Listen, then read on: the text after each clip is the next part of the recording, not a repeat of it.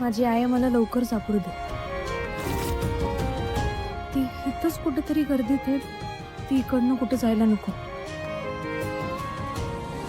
नमस्कार माऊली. दरवर्षीप्रमाणे यंदाही तुम्ही दिंडी घेऊन आमच्या घरी आलात. पांडुरंगाची आणि वारकऱ्यांची सेवा करण्याची तुम्ही आम्हाला संधी दिली, त्याबद्दल मी खरंच मनापासून तुमचे आभार मानते.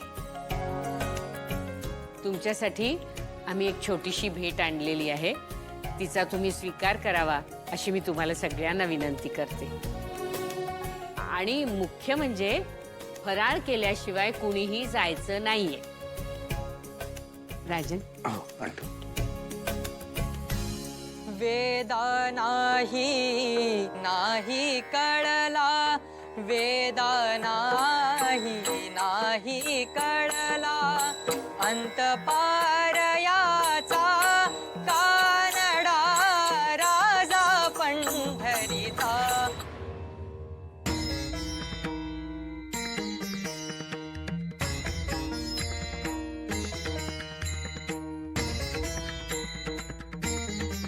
आई, तू वाट्याला सुरुवात कर, बाकीचं उरलेलं घेऊन येतो.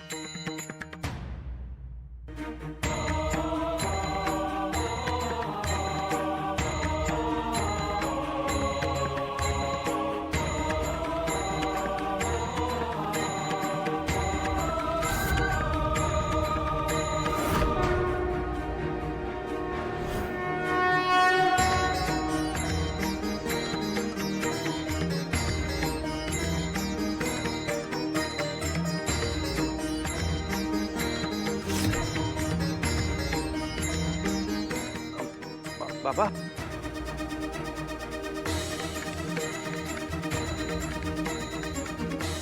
काय काय होते तुम्हाला? शांत वाशा. कुठे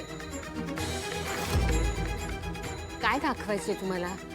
राजन, काय म्हणतात हे? तिकडं कुणी आहे का?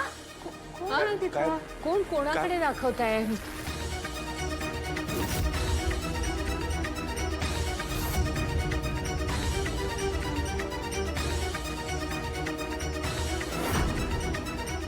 कमळीला काही सांगायचं तुम्हाला? हा, कोणाकडे बोट दाखवताय तुम्ही? कमळी, काय म्हणायचंय यांना? होय आजी, मी विचारतोय. आजोबा, तुम्ही शांत व्हा. आधी तुम्ही त्रास करून घेऊ नका. शांत व्हा, शांत व्हा.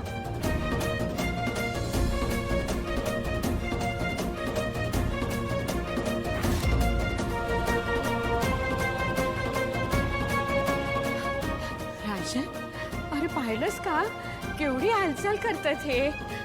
केवढी सुधारणा दिसतेय त्यांच्या तब्येतीत. कुणाकडे बोट दाखवताय? कोण दिसतंय तुम्हाला? कोण आहे हो तिथे? ए बाई, ए बाई, ए थांब, ए थांब, ए थांब. कुठे चालले तू? आजी, मी आलो. ए गाडी, ए थांब, ए थांब. ए गाडी, ए कपडे घेऊन गेली त्या गाडीत ना ती बाई. तू इथं काय करते आज? ती बाई घेऊन गेली माझ्या कपडेला. त्या गाडीत तर घेऊन गेली. ती गाडी उठून मला जाऊ दे. अगं ती बाई, कोण आहे तिथं? अहो, काय झालंय? नाही, कोणी असलं? काय डोळे निघे? अगं रिक्षा बघ. अगं डोळे उघड. काय होतंय तुला? कोणीतरी बाहेर गेलं वाटतं. एक मिनिट आई, मी बघतो. कमळे, रिक्षा आली. उचला दादा, उचला.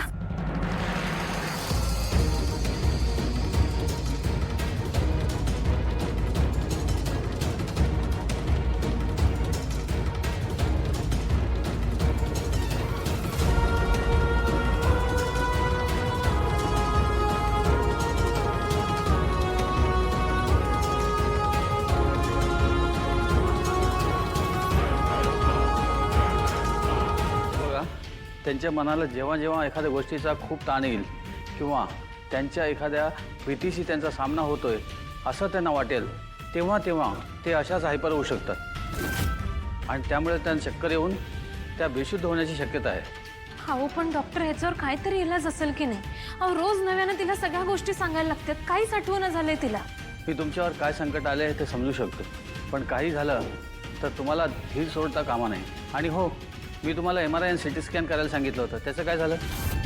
कारण ते बघितल्याशिवाय मी काहीच अंदाज बांधू शकणार नाही. होय, मी करून घेतो ते. काही ब्लड टेस्टसुद्धा करायचे आहेत, ते सुद्धा करून घ्या. म्हणजे सगळ्या रिपोर्ट्स आल्यानंतर आपल्याला ठरवता येईल पुढची ट्रीटमेंट कशी करायची ती. डॉक्टर, एक विचारू?